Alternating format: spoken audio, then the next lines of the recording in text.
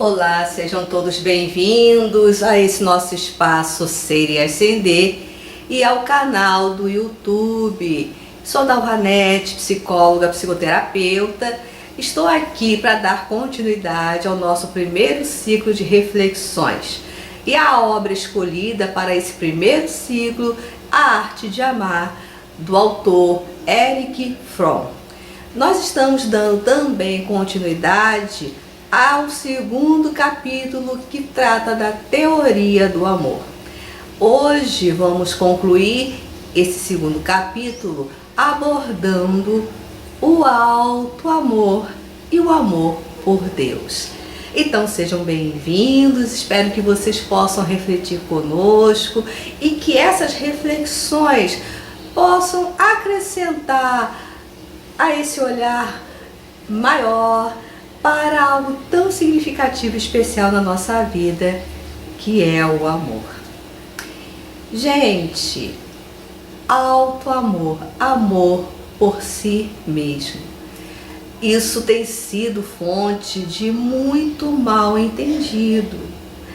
Até porque a preocupação é que esse alto amor, esse se amar, não seja o mesmo que egoísmo. Para o Erich Fromm, amar a si e egoísmo não são nem sinônimos, muito menos antônimos. Um não tem absolutamente a ver com o outro, nem sequer é o seu contrário. O alto amor não tem a ver com egoísmo. E nós vamos conversar sobre isso. Por isso a gente vai se dedicar bastante ao tema do alto amor hoje. Desenvolvemos esse vídeo com muito carinho, especialmente para que você perceba a importância, o quanto significa e o quanto falta essa possibilidade, esta permissão para que a gente se ame. Para o Erich, o egoísta, ele não é a pessoa que se ama demais. O egoísmo não tem a ver com alto amor em demasia. Muito ao contrário. O egoísta, ele assim está por falta de amor por si mesmo. Aliás, ele não se sente em condições de amar o outro porque falta o amor a si mesmo. No fundo, o egoísta, ele tenta furtar, roubar da vida e das relações aquilo tudo que ele não consegue ativar, realizar em si mesmo. Vamos recordar há uns 2 vídeos anteriores, quando nós fomos falar sobre o que é o amor, a gente não refletiu que amar não tem a ver apenas com afeto, com sentimento, mas o amor é uma atitude, uma atividade, um poder, uma potência nossa. E essa potência precisa ser desenvolvida e exige de nós maturidade e a capacidade de desenvolver a generosidade, a doação. E essa doação, aí recordando, implica que a gente cuide, que a gente se responsabilize, que a gente respeita.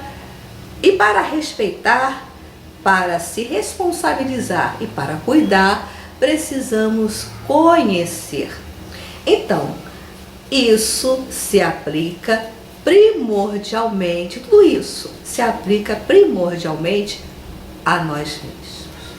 Precisamos nos conhecer, respeitar-nos, nos responsabilizarmos por nós mesmos e cuidar de nós.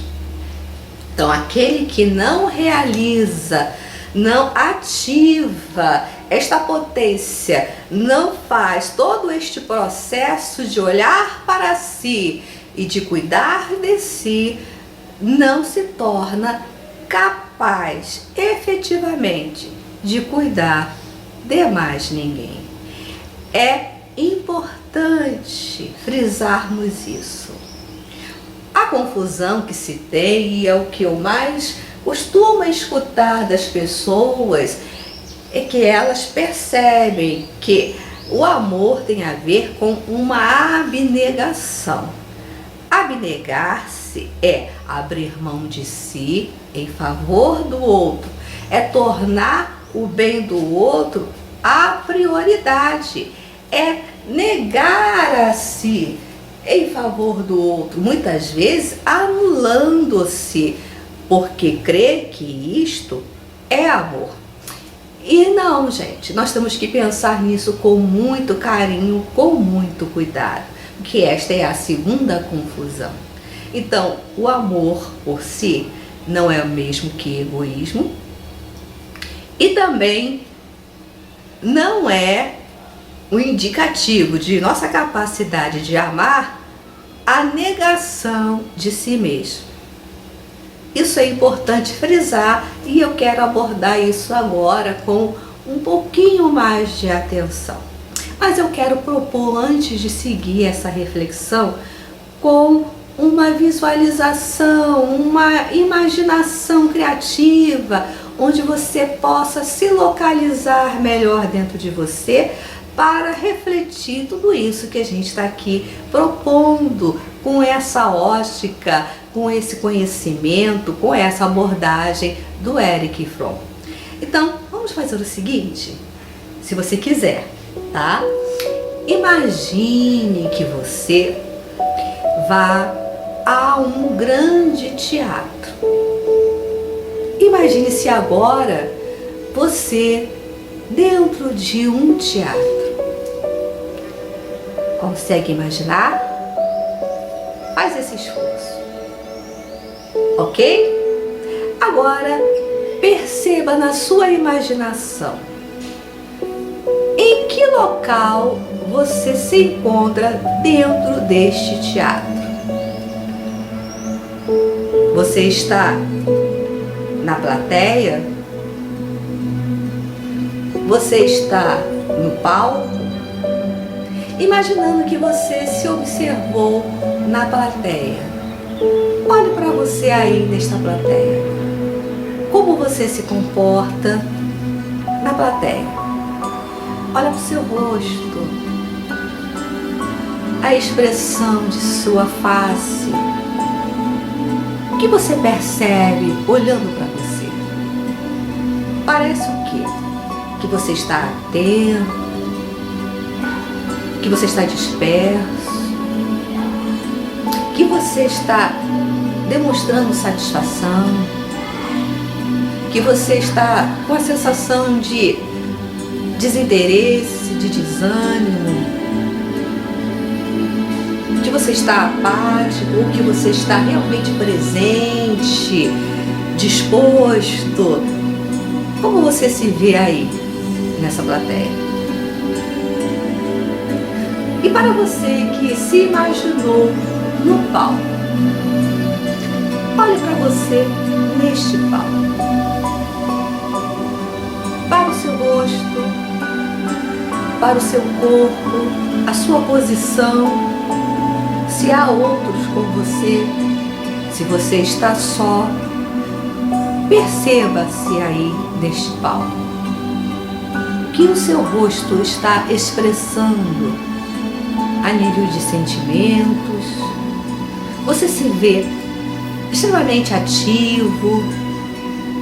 Ou você parece que está numa posição mais parada, desanimada? Você se percebe interagindo com outros ou afastado? O seu papel aí parece ser um papel de ator principal ou de coadjuvante? Perceba-se. E o que você notou? e o que você sente quando você olha você nessa situação, tanto no palco quanto na plateia. Ok? Você pode abrir os olhos e guardar para você as suas impressões.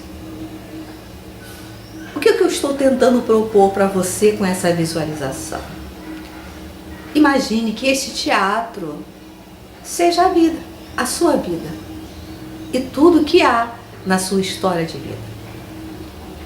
Você se sente uma pessoa passiva diante da vida, como se fosse apenas um espectador, ora desanimado, ora atento. Você tem uma postura, quando você está no espectador, de alguém que observa, que interpreta, que extrai tudo aquilo que está sendo colocado à sua frente? Ou você tem a impressão de que você está apático, desinteressado, desmotivado diante de tudo que você observa? Essa postura aí de observador pode ser duas possibilidades. Uma, que você realmente seja totalmente passivo na sua vida. Ou não, pode ser que você, em alguns momentos, esteja realmente na postura de aprendiz, aquele que pode observar os vários ângulos e extrair ensinamentos. Perceba, a sua posição é de mero observador, mas um observador porque é passivo, como a vida, como diz um samba, né? A vida te leva, você é guiado, você está aí e você não se sente com autonomia, atuante. Ou algumas vezes, sabiamente, você dá essa parada e faz uma análise, uma observação, que isso é positivo. O problema é estar permanentemente nesta postura passiva, espectadora da vida. Agora, quando você se viu lá no palco, você sente que você está realmente à frente no seu papel, agindo, atuando, produzindo na história da sua vida? E se você está, de que modo? Você muitas vezes parece que está sujeito, subordinado, coadjuvante. Qual é a sua postura? Isso é interessante para que você possa refletir e extrair dessas observações o maior número de indicativos possíveis que possam levantar grandes reflexões sobre você mesmo e a sua postura perante a sua própria vida. Se você não se perceber, se você não se der conta do papel que você exerce e qual é o ponto, o local onde você está se localizando na sua vida, talvez você não possa desenvolver as potências da sua alma adequadamente, especialmente esta do amor. Uma vez que o amor, já vimos aqui com Erich Fromm, é uma atividade, é uma ação, é uma construção. Isso implica que você precisa estar olhando para você e também desenvolvendo toda a postura de amor, de cuidado por você mesmo. Uma pessoa egoísta, ela é muito centralizada nela mesma e crê que o mundo está aí em torno dela, no sentido de que o melhor, o que interessa é tudo aquilo que tem a ver com ela, que tudo possa caber dentro do seu padrão de valores e de correção. A pessoa se sente como um modelo adequado de vida, a melhor forma de pensar, a melhor forma de agir, a melhor forma de sentir, e muitas vezes não entende por que as pessoas são tão diferentes. Até porque você tem a sensação de que seu padrão é o mais adequado possível. Isso é um auto-engano considerável. Muitas vezes, para abrandar essa sensação de falta, de insatisfação íntima. Quantas vezes você já não ouviu sobre o vazio, né? A sensação de vazio interior?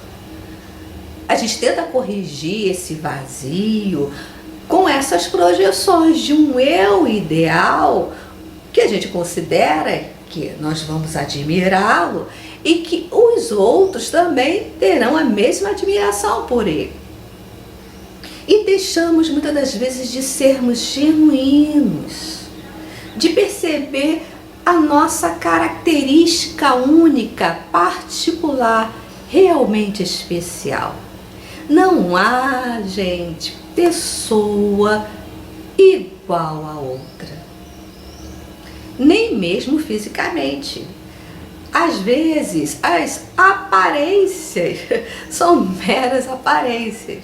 Mas se você ir a fundo, no exame mesmo de um DNA, numa impressão digital, observando uma íris, não há uma pessoa idêntica à outra.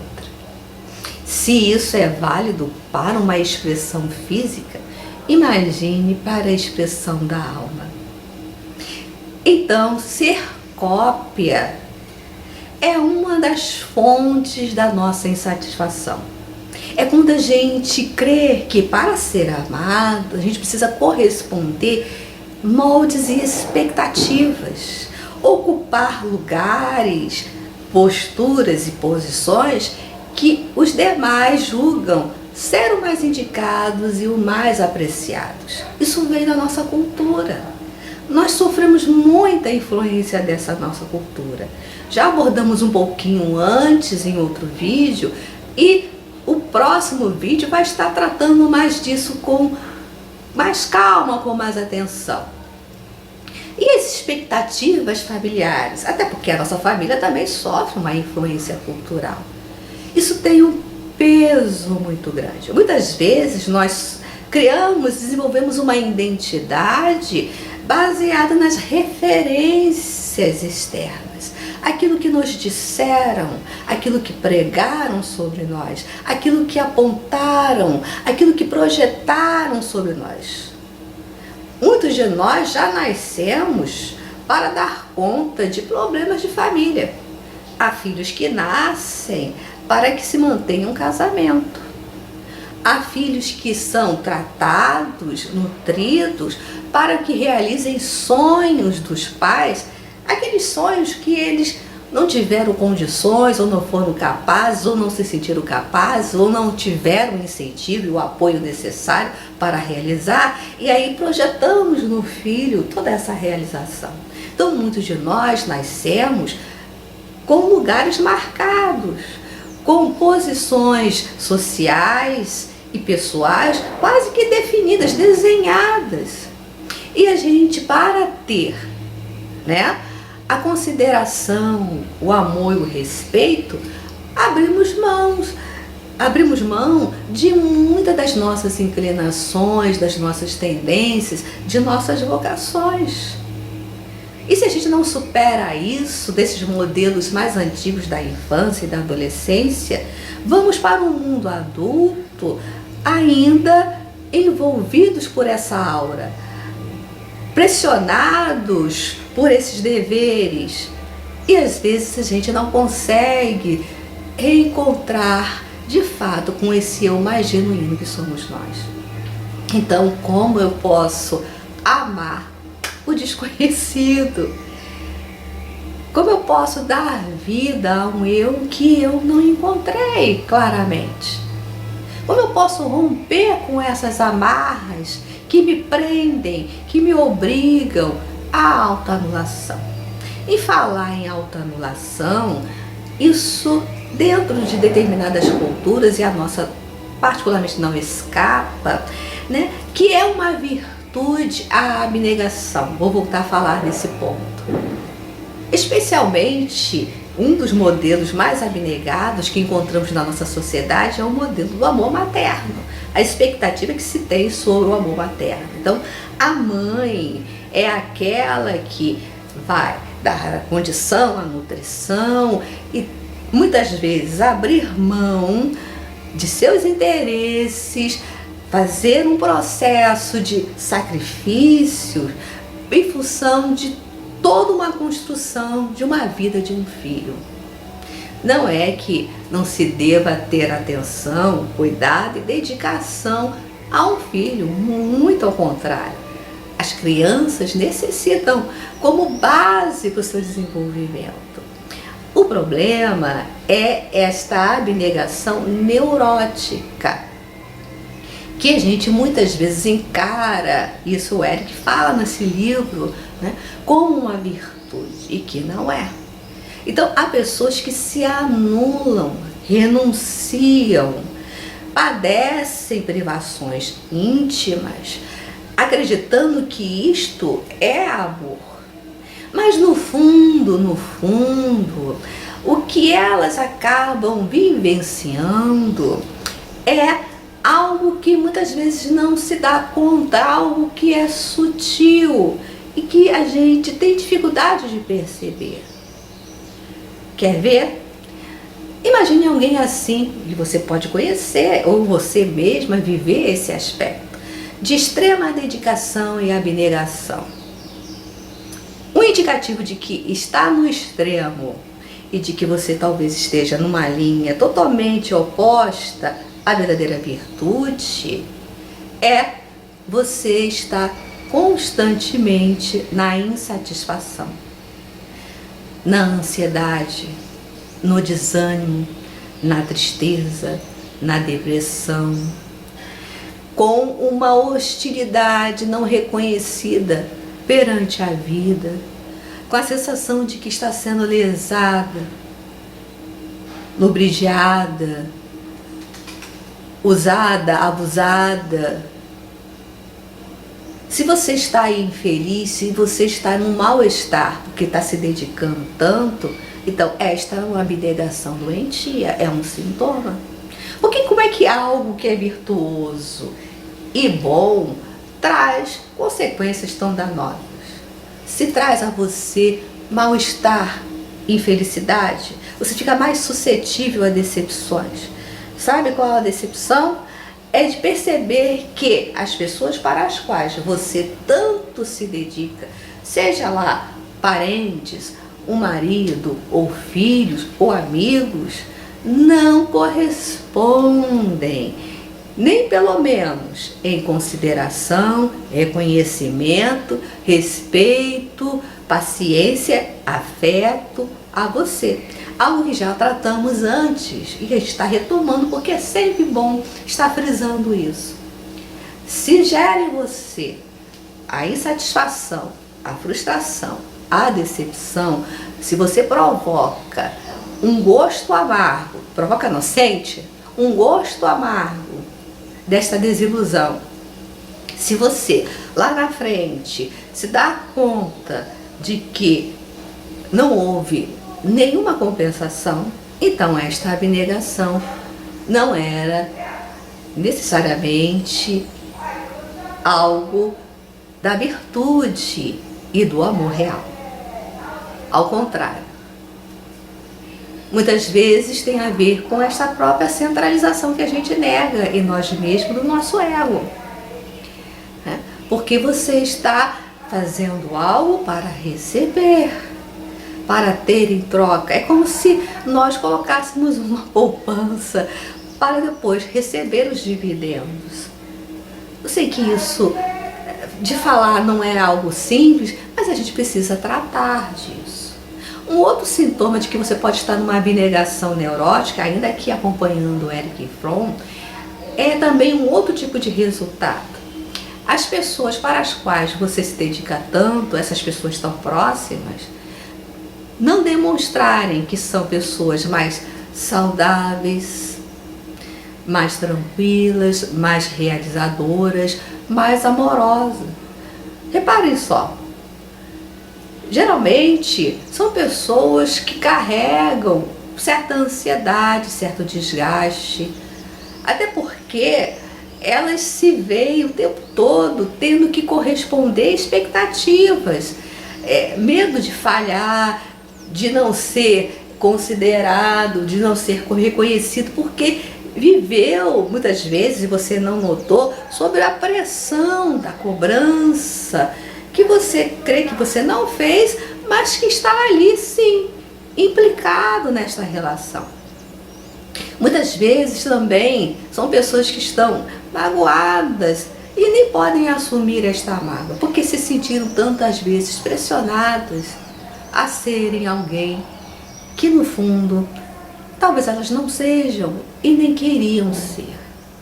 Isso é complexo, eu sei, para falar, mas é necessário, é algo que eu mais escuto.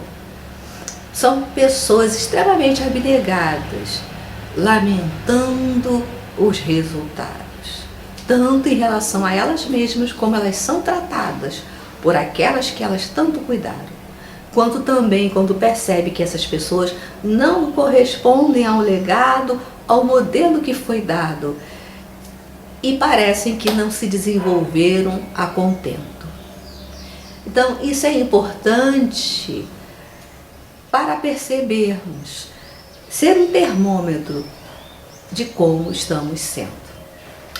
E olha, gente, nós não podemos dar ao outro aquilo que não sabemos, aquilo que não vivemos, aquilo que não aprendemos, aquilo que não temos. Quando eu falo tudo isso aí, não quer dizer que eu estou aqui puxando a orelha, dizendo que, que coisa horrível você está sendo. Não é isso.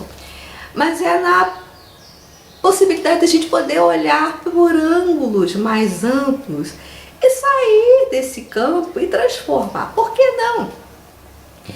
Voltando aqui, né? Eu só posso dar o que eu tenho se eu não aprendi esse aspecto do amor, esta prática, eu não vivencio em mim mesmo, eu não me atendo, eu não me desenvolvo, eu não me cuido como o amor realmente solicita. Como eu posso cuidar, como eu posso lidar e auxiliar o outro? Eu creio que não é possível. Daí a importância de acordarmos para ver em que posição nos encontramos na vida, neste teatro da vida, e como estamos nos relacionando com esta matéria que chamamos vida. Atuando ou não, e quando atua, de que modo? Quando está observando, de que maneira? O que tudo isso significa? Para que a gente possa fazer um caminho de resgate pessoal, de transformação, porque eu posso renascer nesta vida, eu posso recriar-me, eu posso desenvolver o pai e a mãe em mim mesmo. Tanto que eu pretendo seguir com este tema, depois que terminarmos as reflexões do livro A Arte de Amar, do Erich Fromm, adiante. Eu pretendo ter um caminho aí com vocês sobre autoconhecimento, autoamor. A gente vai estar abordando isso com mais propriedade, com mais detalhes, trazendo mais enriquecimento a essas reflexões. Mas a gente precisa considerar que a gente tem que olhar para nós mesmos e desenvolver todo esse projeto do crescer, da transformação, deste cuidado. E isto é amor. Há pesquisas sobre isso, inclusive, que o Erich ali chama a atenção, que os filhos que são criados por mães que realmente se amam, são pessoas realizadoras, produtivas, tendem a ser mais realizadores, produtivos, amorosos. Então, este é um trabalho que vale muito a pena. Também, encerrando este capítulo, ele vai falar do amor a Deus. É um tanto complexo o passeio que o Erich faz a esse respeito, porque ele vai entrar em contato com filosofias, vai falar por exemplo, de filosofias orientais, Vedas, budismo, hinduísmo, passeia um pouco pela Grécia, pelo Egito, pelo judaísmo, fala de Moisés, fala de Buda, né? Fala de filósofos. Então, para poder passear com Eric, eu teria que ter um tempo muito maior para tratar deste assunto e um estudo mais aprofundado, porque ficou um pouco complexo. Mas o que eu quero e posso tratar aqui com vocês sobre este tema, a partir dessa luz do Eric, é que até o amor a Deus tem um contato com as nossas experiências íntimas. O que eu estou querendo dizer? Tanto o nosso desenvolvimento como seres humanos, a trajetória histórica da nossa humanidade, do homem primitivo, ligado à natureza, a depois ao homem que começa a perceber o seu poder de construir e aí transforma os deuses na forma humana, até chegar à ideia de um Deus inominável que vem aí com Moisés, por exemplo, e tem também em algumas culturas orientais, que eu não estou em condições aqui de estar abordando neste momento. Há um processo evolutivo, também o nosso processo individual evolutivo afeta a nossa relação com o divino. Se você é, por exemplo, uma pessoa extremamente dependente, como já tratamos aqui, a sua relação com Deus será de dependência. A expectativa de que tudo Deus possa dar, tudo possa resolver e arrumar as coisas à sua satisfação. Se você tem aí, por exemplo, uma premissa, uma força, uma influência muito do patriarcado, né? Da figura do pai, da autoridade do pai, a sua relação com Deus será também assim. Ele com aquele poder em que você vai se submeter, e se você não corresponder, você será punido. E se você corresponder, você será premiado. Então as nossas relações que foram desenvolvidas com mãe e pai afetam a nossa relação com Deus. Se nós também não nos amadurecermos, não criar um desenvolvimento em torno de nós, da nossa visão, sairmos dos vínculos da dependência ou da dominação, não poderemos ter esse vínculo mais ampliado com o divino. Então a nossa trajetória pessoal na relação familiar, a nossa trajetória social influencia muito esta relação e a visão com Deus. E se a gente não é capaz de desenvolver este alto amor, como você vai poder estar ligado àquele que não vê e não se sente, se aquele que você tem diariamente, você também não está tão conectado, tão consciente e numa relação de cuidado? Veja, tudo é interligado. Uma coisa está ligada na outra. O amar a si, o amar ao outro e amar a Deus tem profunda conexão. Isso segundo a visão do Eric, que eu acho bastante coerente. Ok? Agora eu queria recordar de um outro autor para finalizar esse nosso encontro. E esse autor eu gosto muito também, Carl Gustav Jung. E ele diz o seguinte: nascemos genuínos, únicos, mas infelizmente às vezes morremos cópias. E o outro ponto que ele também fala, que eu vou traduzir com minhas palavras, depois eu vou estar aqui postando para vocês a verdadeira mensagem dele, né? Que eu possa trazer o mendigo necessitado à mesa e dar-lhe de comer, que eu possa perdoar, que eu possa amar o inimigo, como Jesus me orientou. Mas o que eu faço quando eu descubro que o mais carente, o mais necessitado de perdão e o inimigo que eu mais preciso amar moram dentro de mim mesmo? Que eu sou a pessoa que preciso mais amar. Então fico aí com vocês.